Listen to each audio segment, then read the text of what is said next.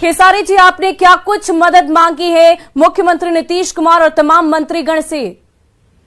बशर्ते मैंने यही मदद मांगी है कि देखिए, पर्सनल चीजें पे अगर मुझे कोई कुछ बोलता है तो मुझे प्रभाव नहीं पड़ता है, क्योंकि मैं बहुत 24 घंटा काम करता हूँ। मैं सोचता हूँ कि चलो ठीक है, कोई बात नहीं, मेरे को बोल रहा है ठीक है। देखिए, अब बात मेरे घर परिवार तक, मेरी बेटी के ऊपर, मेरे वाइफ के ऊपर, मेरे माँ के ऊपर, अब सोशल साइड से कोई गाली दे, और एक दिन की ये बात नहीं है। मुझे लगता है कि मैं 1.5 साल से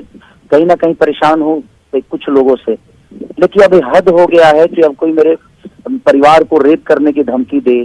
तो मेरे कहने का मतलब कि मुझे ही नहीं, अगर ये इस पे स्टॉप नहीं लगा और इन लोगों को सजा नहीं मिली, तो मुझे लगता है कि बिहार के हर उस नागरिक को ये लोग गाली देते रहेंगे, हर उस सम्मानित व्यक्ति को गाली देते रहेंगे। और मुझे कानून पे भरोसा है, लेकिन अगर कानून कुछ नहीं करता है तो मुझे अपने ऑडियंस पे भरोसा है, मुझे अपने जनता पे भरोसा है, आप जैसे पत्रकारों पे भरोसा है, जो समाज के आईना है। तो मुझे पता है कि आप लोग मेरे साथ इंसाफ करेंगे और मेरे साथ इंसाफ होगा, क्योंकि देखिए, ये आज की बात नहीं है। अगर इनका मन ऐसे ही बढ़ता रहा तो मुझे लगता है कि भोजपुरी और बर्बाद होने में टाइम नहीं लगेगा। खेसारी जी, क्योंकि यूट्यूबर गौतम सिंह का नाम सामने आया है, क्या आप उन्हें निजी तौर पर भी जानते हैं? जी नहीं, मैं उनको निजी तौर पे कभी ना कभी बात किया उनसे, और ना ही मेरा उनसे कोई लेना देना है, और ना ही कभी मैं उनसे मिला हूँ,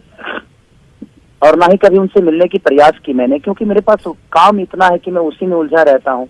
अपने बीवी बच्चों के साथ खुश रहता हूँ। मैं अपने फैन को प्यार हमेशा कोशिश करता हूँ जो उनके अपने अच्छे संगीत से, अच्छे काम से उनको हमेशा मोहब्बत मिले और उनको मैं मोहब्बत दूं।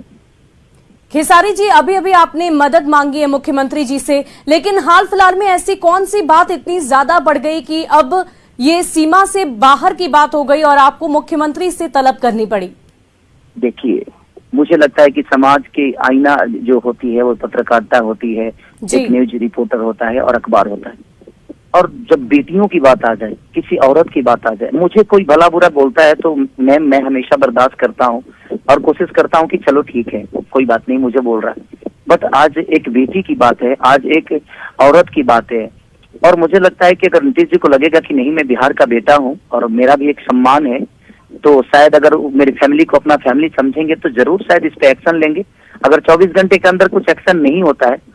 तो फिर मुझे लगता है कि ये चीजें सारी मुझे अपने फैन पे सौंपनी पड़ेगी, और नहीं तो फिर मुझे दूसरा रास्ता यही अपनाना पड़ेगा कि मैं अब धरना पे बैठूंगा, क्योंकि अब इज्जत से बढ़ के कुछ तो है नहीं। जी, मुझे यही लगता है कि मुझे विरोध करने के लिए अब रोड पे उतरना पड़ेगा, तभी ये चीज